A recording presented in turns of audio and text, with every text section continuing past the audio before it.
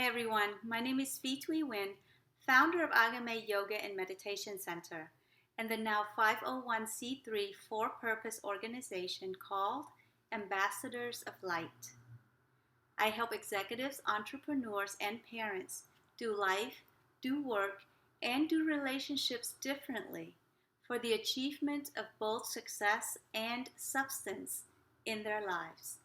So from parenting to business, from the bedroom to the boardroom, how you can innovate your mind and life so that you can move beyond conditioned, limiting beliefs and habits to create a truly authentic life that celebrates your different kind of happy. This video is a continuation of our journey together, looking at how you can create a different holiday experience for yourself this year. We know that the holiday season is meant to be a time of joy, of celebration, of peace, connection, of experiencing the magic of the holiday season. And yet so many of us experience the holiday season with stress, with frustration, with anxieties, with worries, fears.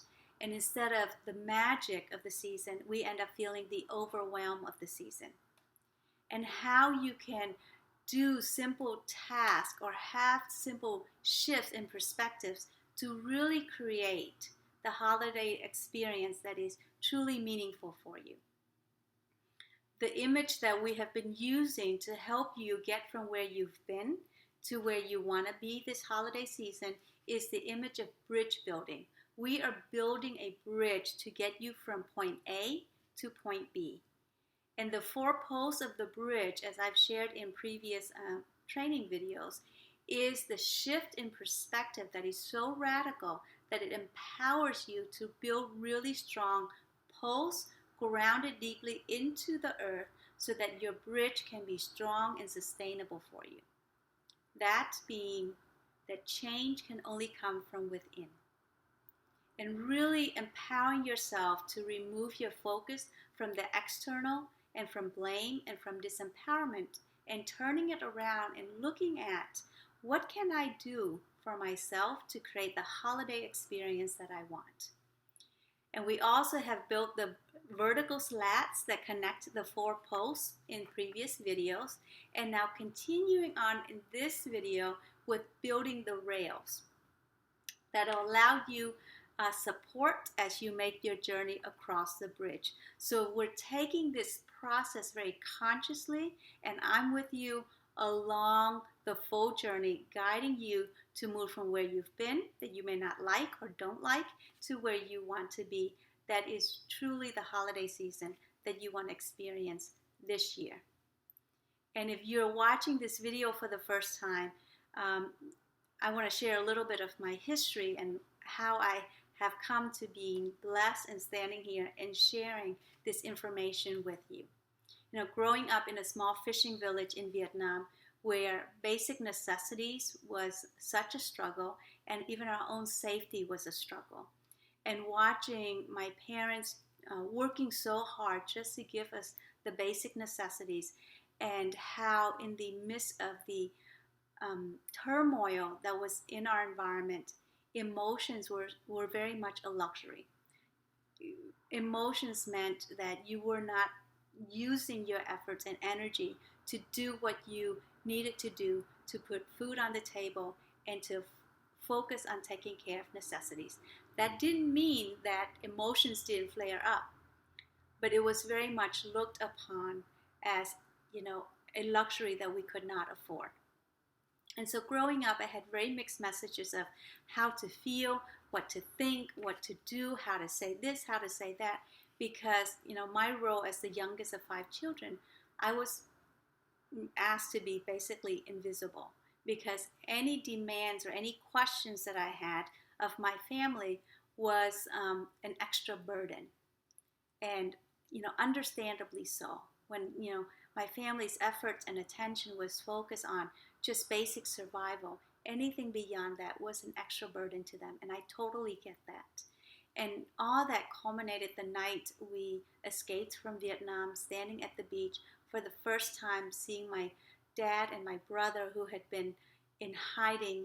My dad actually was in prison, but had been in hiding too after he escaped prison.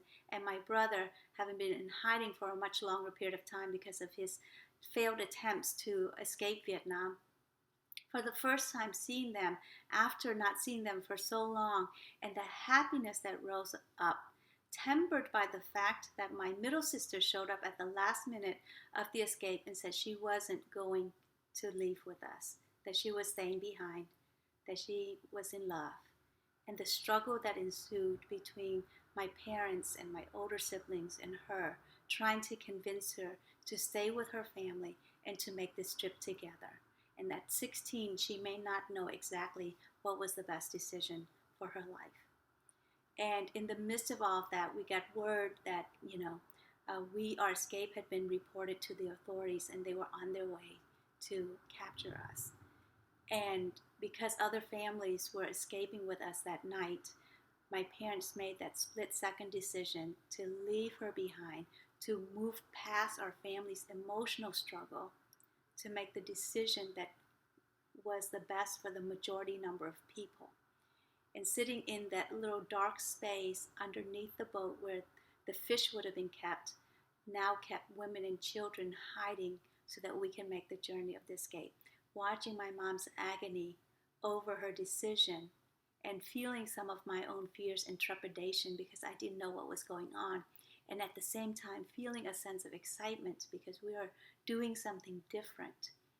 And through my life, when I witnessed struggles, whether it was with my parents in Vietnam and even the struggles that continued on when we emigrated to the United States, there's always a small voice, well, not always, I keep saying this, often a small voice that would come into my awareness that said, Fee, there's a better way to life than this. There's got to be a different way than what I was witnessing that was so filled with struggles and so many challenges and emotional traumas and things that were carried and burdens that were carried that did not have an outlet, and how that culminated in the dynamics of our family relationships.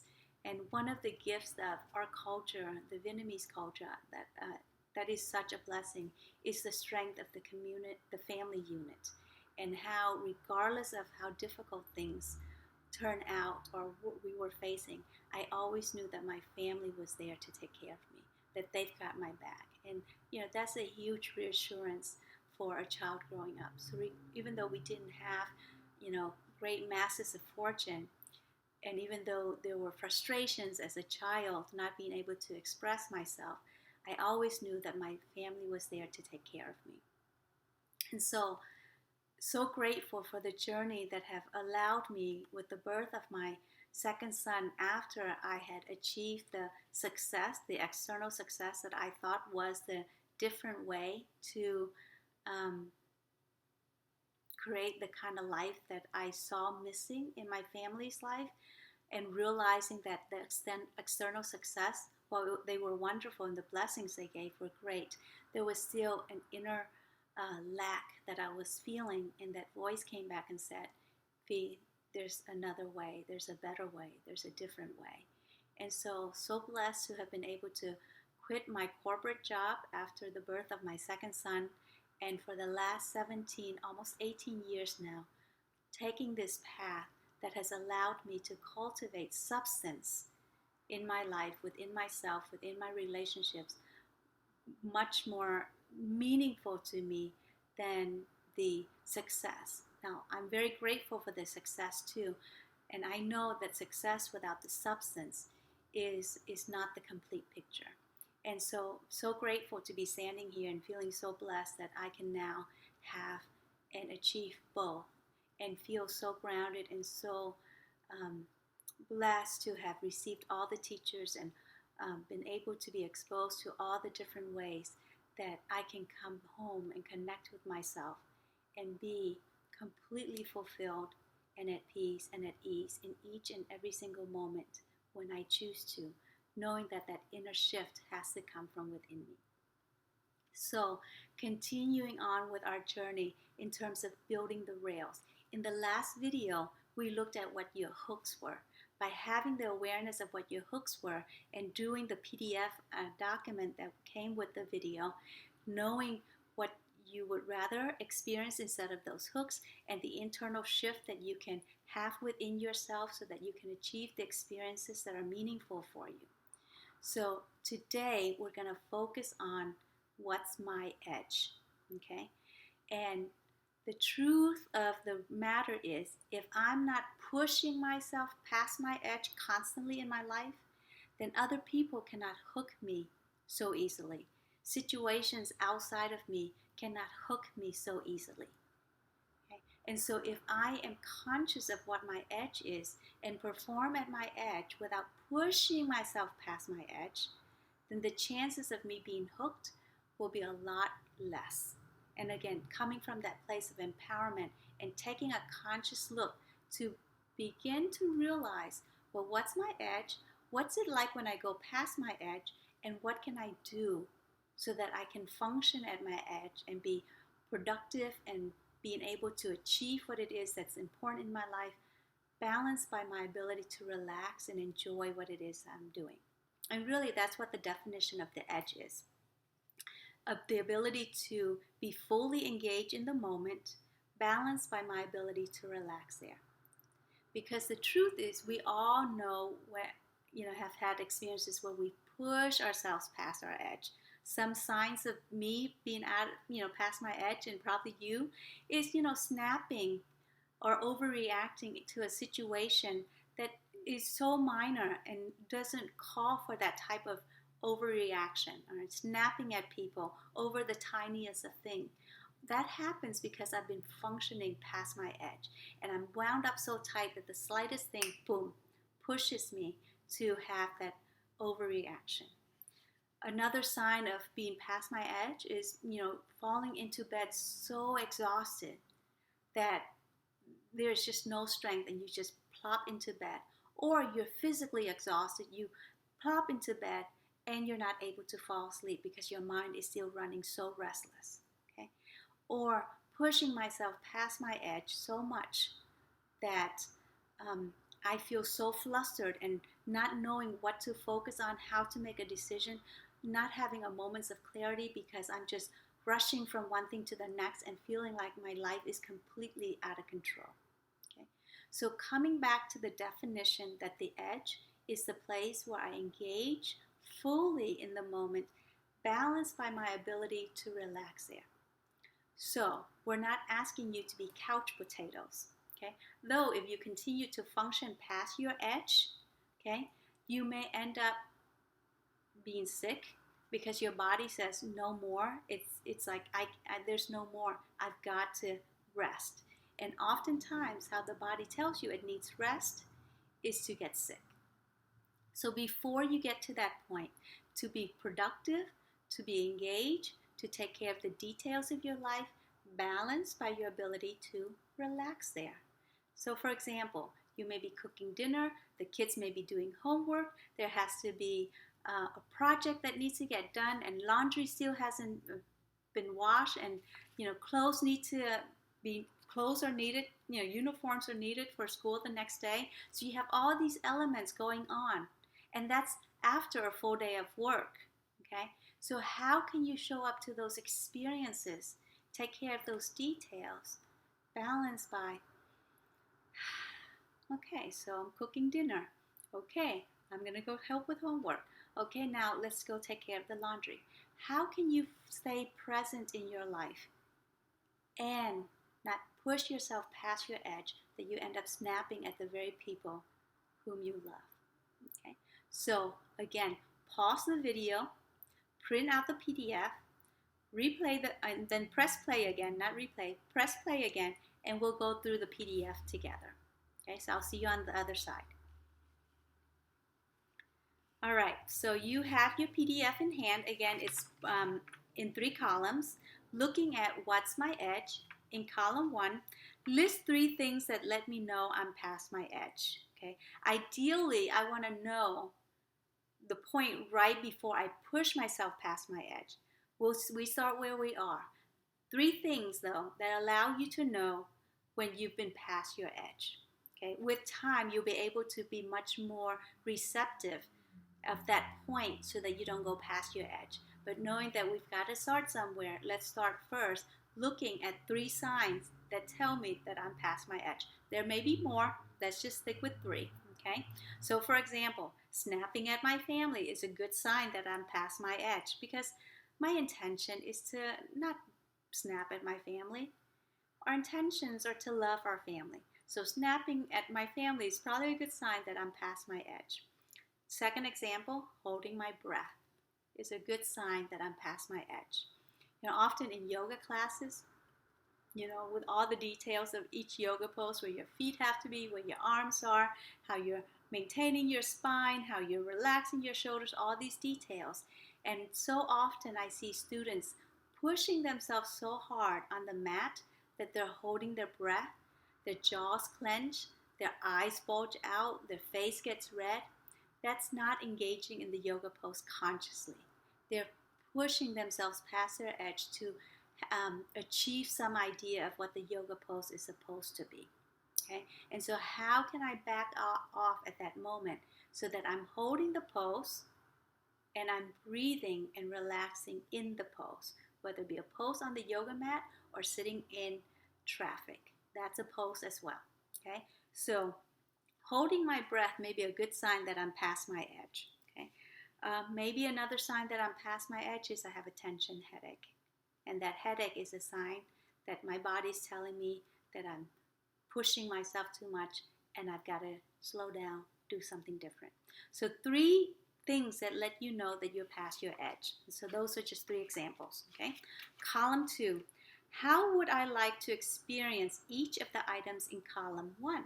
Okay. So instead of snapping at my family, maybe this holiday season I would like to experience smiling and laughing with my family. Or I envision snuggling up with my baby girl in bed before we say goodnight. So how would I like to experience the first item in column 1 instead? Okay. Example number 2, holding my breath. How I would like to experience that differently is to breathe deeply throughout the day. Okay. Tension headache. Obvious, no headaches would be a really nice thing. Okay. And then column 3, how can I shift my perspective or have a change within so that I can achieve what I want in column 2? So how can I shift my perspective, have a change from within myself so that I am smiling and laughing with my family during this holiday season instead of snapping at them? Okay. So, for example, you can tell yourself, have a mantra, oh, it's easy to smile and laugh. And let that mantra guide you. It's easy to smile and laugh. Or when you come home each night, park the car before you rush out of the car, rush into the house, rush into the next activity. Sit in your car and give yourself 3 deep, full breaths and really experience those breaths. And as you breathe, envision yourself laughing, okay, and hugging your family, okay, smiling at them, laughing with them, hugging them, whatever it is that you say is in column 2. Give yourself 3 deep breaths in your car at that stopping point and really draw that image and that experience up. You really want to feel the laughter, hear it in your mind's ears, see it in your mind's eyes, the smiles, the hugs, so that you can then bring that into the environment that you're going into, your home. Okay, so how can I shift my perspective or have a change from within so I can achieve what I want in column 2? Being able to breathe deeply throughout the day so that I'm not holding my breath, I'm not pushing myself past my edge. Okay, so a mantra, a line that you can use to remind yourself throughout the day is, I enjoy breathing deeply and fully. I enjoy breathing deeply and fully. And when you come back to that,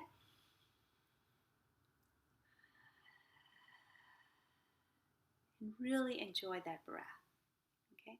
Or you can set the phone, the alarm on your phone, to go off at the top of every hour. And when it goes off, you'll say, breathe and smile. And at that moment, regardless of what you may be doing, stop,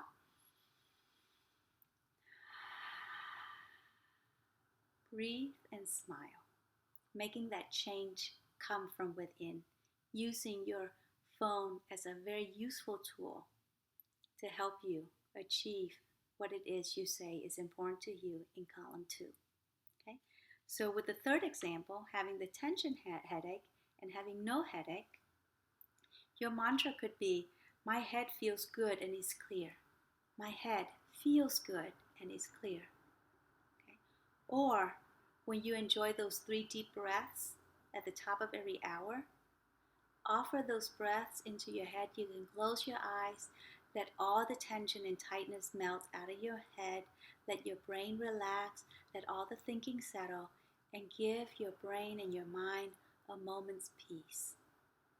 And really send all that wonderful energy to soothe and settle your mind. If you do this throughout the day, there's a great high success rate for having no headaches during this holiday season. Okay? So I hope that serves you. I hope that the answers give you the ability to see what your edge is, and more importantly, how to transform your edge by creating a change from within. I would love to hear from you. List at least one of your signals of the edge, what you want to experience instead, and how you can shift your perspective, have a change from within, so you can achieve the kind of holiday season that you want to experience. The next video will outline the rest of the content for the the completion of this Do It Different holiday season, and I will be able to give you a generous opportunity to finish the training course with me. That'll be coming up next.